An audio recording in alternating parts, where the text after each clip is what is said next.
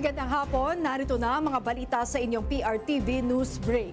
Dumako muna tayo sa Kamara kung saan tinatalakay ang ikalawang impeachment complaint laban kay Pangulong Ferdinand R. Marcos Jr. Pagbubutohan din ang substance o sustansya ng mga reklamo. Alamin natin ang latest mula kay Willie Delgado Jr. Willie.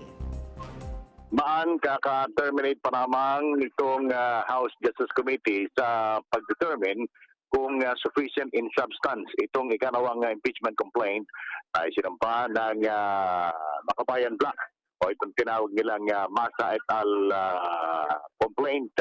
Ilang minuto lamang ang inaabangan at maglalabas na ng desisyon ang House Committee on Justice sa kapalaran nitong dalawang impeachment complaint. Yung nauna kahapon, yung De Jesus complaint at ito namang Masa complaint kung papasa ang mga ito sa mga panuntunan para ituloy yung impeachment complaint laban sa Pangulong Bongbong Marcos Jr. Sa ngayon ay nagbibigay na lamang ng closing remarks itong si Justice Committee Chairperson Jinky Luistro matapos nga na formal lang i-terminate ang paglalatag ng kanyang manifestation dito sa nangyaring pagdebate kung may sustansya ba itong Masa et al. Complaint. Muling pinaalalahanan ni Chairperson Luistro ang mga member ng impeachment, mga member ng impeachment ay dapat ay nakapatay sa malinaw na mga katotohanan at hindi haka-haka, suspetsa o sa politika. Sabi ni Luistro, hindi sapat ang mga paratang na nakapatay lamang sa ugnayan o hinuha. Dapat ani ay malinaw ang nailalahad ng reklamo na may tiyak na pangyayari, may magpapakita na ang opisyal na kinakasuhan ay personal na sangkot, may kaalaman o sadyang nagpabaya sa mga gawaing sumisira sa integridad ng kanyang tanggapan. Dahil pa kay Luistro, kung gagamitin ng impeachment batay lamang sa suspetsa, mababaliwala ang balanse at layunin ng konstitusyon at magiging bukas sa walang patid na banta ang bawat opisyal ng gobyerno. Tatlong reklamo ang nakahain na nilalaman ng Masa et al. Complaint dito sa committee na siyang dinetermina ngayong araw na ito ng Committee on Justice kung ito ba ay may sustansya at kung pwedeng ito isulong yung hinahangad nila na ma-impeach ang Pangulong BBM. Kung sakasakali na mapagpasyahan na sufficient in substance, itutuloy ang impeachment.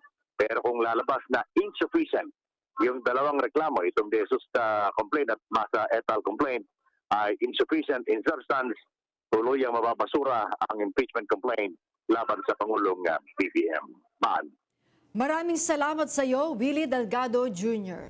Inamin ni Senate President Vicente Tito Soto III na kasama sa draft at unofficial report ng Senate Blue Ribbon Committee kaugnay sa flood control projects ang mga pangalan ni Senador Joel Villanueva, Jinggoy Estrada at Cheese Escudero.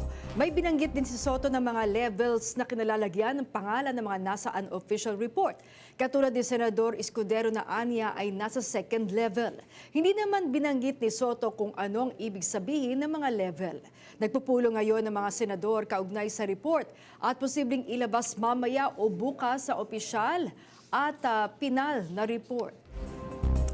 Samantala, binatikos ng profesor at political analyst na si Antonio Contreras si Senador Rodante Marcoleta kaugnay sa kanyang mga pahayag sa West Philippine Sea at sa China. Sa panayam sa Arangkada Balita, tila nagbigay ng lecture si Professor Contreras dahil sa malinaw na ipinaglaban ito ng Pilipinas. Dumaan sa tamang proseso at mga international laws ng United Nations Convention on the Law of the Seas. Partikular na rito ang 200 nautical miles at ang sakop na teritoryo ng bansa. Suportado ng kapwa mamabatas at ng Federation of Free Workers ang panukalang No Work, No Pay ni House Majority Leader Sandro Marcos para sa mga mambabatas. Sinabi ni Congressman Lawrence Defensor na sang-ayon siya sa panukala. Bilang mambabatas, trabaho raw nila na maging present lagi sa Kamara. Sinabi ni Attorney Sunny Matula na dapat ay kapantay ng ordinaryong manggagawa ang mamabatas na kung absent ay walang sahod. Para sa grupo, positibo ito sa mga manggagawa dahil malinaw na ang sahod ng mga senador at kongresista ay galing sa buwis ng mamamayan. Siyempre, tuwang-tuwa ang mga manggagawa sapagkat taxes po natin ang binabayad natin sa mga senador at mga miyembro ng Kamara de Representatibo. At siyempre, kung hindi sila nagtatrabaho, dapat lamang walang sweldo. So no show, no pay dapat. Kaya maganda yung panukala ni Opo. Sandro Representative Marcos yan. Sandro Marcos. Ipinag-utos ni Tourism Secretary Cristina Frasco sa matauhan sa Tourism Department na alisin na ang lahat ng kanyang mga imahe sa mga promotional materials. Kasunod ito ng pagbatiko sa Senado dahil umano sa akusasyon ng self-promotion. Ipinaalis na rin lahat ng mga kasalukuyang materyales na may mukha niya. At yan ang mga balita nakalap ng inyong PRTV News Break. Live kami sa Free-to-Air, Beam Channel 31, Signal Channel 31 at sa YouTube. Tumutok din sa aming social media accounts sa Instagram, Facebook at TikTok sa @PRTV Prime Media. Abangan ang mas komprehensibong balitaan sa Arangkada Balita mamayang alas 5:30 ng hapon. Ako po si Maan Macapagal. Magandang hapon.